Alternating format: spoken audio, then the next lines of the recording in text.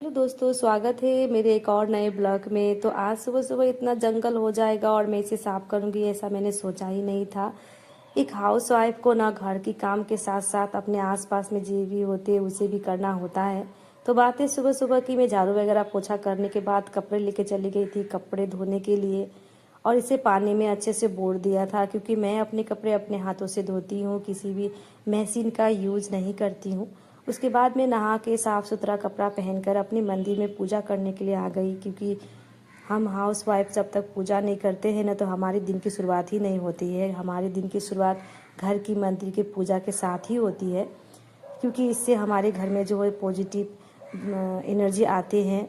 और इधर मैं आ गई थी, अपने इन्वर्टर जो कल ख़राब हो गया था, तो उसकी नए बैटरी मेरे हस्बैंड ने लाए थे, तो उसकी अच्छे से पूजा कर किया, तिलक लगाई और आरती वगैरह किया। क्योंकि हमारे घर में जो भी छोटे से बड़े चीज़ आते हैं ना, उसे हम ऐसे ही पूजा करके फिर इस्तेमाल पे लाते हैं। और यही हमारे घर की परंपरा है, जो कि मेरी मम्मी भी करती थी, मेरी सासी भी करती है।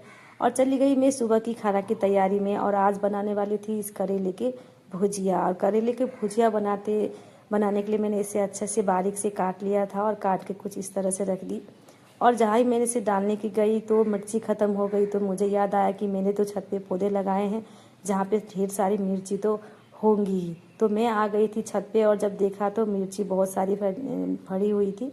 मैंने उसमें से कुछ मिर्ची ले ली। यही हम हाउसवाइफ की एक बात होती है कि हम कुछ भी चीज़ को यूज में ला लेते, जैसे तैसे अपने हर वो जुगाड़ लगा लेते हैं और काम चला लेते हैं।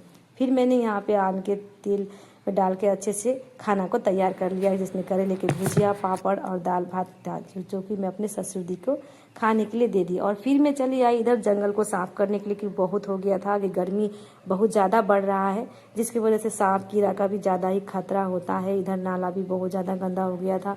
आप देख सकते हैं मेरे घर के आसपास में बहुत ज़्यादा जंगल है, जिसकी वजह से सांप कीड़ा का बहुत ज़्यादा खतरा होता है। तो साफ करते ही रहना पड़ता है। तो मैं अपने घर के काम को निपटाते ये भी करती रहती हूँ। तो इधर मैं थक गई थी और चली आई थी थोड़ा आम खाने के लिए, जो कि फ्रीज में रखा हुआ था, ठंडा हो गया था। और हो गई थी शाम, तो मेरा बेटा आइसक्रीम लेके चला आया, तो इधर मैं चाय बना के थोड़ा सा पी ली, क्योंकि बहुत थक गई थी। और शाम की चाय के साथ ही तो काम की शुरुआत होती है। तो मैं चली गई थी रात के खाना के काम करने के लिए, जिसमें मैंने परोठा बनाया था, क्योंकि आज मेरे हस्बैंड जी को परोठा और आलू का भुजिया खाना था। तो मैं इधर आलू का भुजिया भी चढ़ा दी थी, जो कि आलू के भुजिया और पराठा के साथ में बहुत ही टेस्टी लगता है।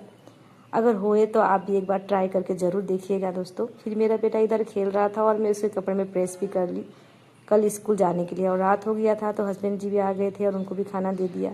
और मेरे हस्बैंड जी यहाँ पर एक आम के फक्का में उसे स्लाइस कर रहे हैं, काट के खाने की कोशिश कर रहे हैं, बिल्कुल बच्चों की तरह।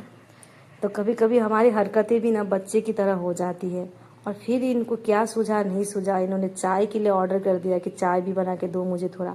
तो क्या था, फिर मैंने भी चाय बना दी रात के 10 बजे और इनको दे दिया, क्योंकि फरमाइश तो पूरी करनी होती है, क्योंकि हम हाउस वाइफ है, सबकी खुशी का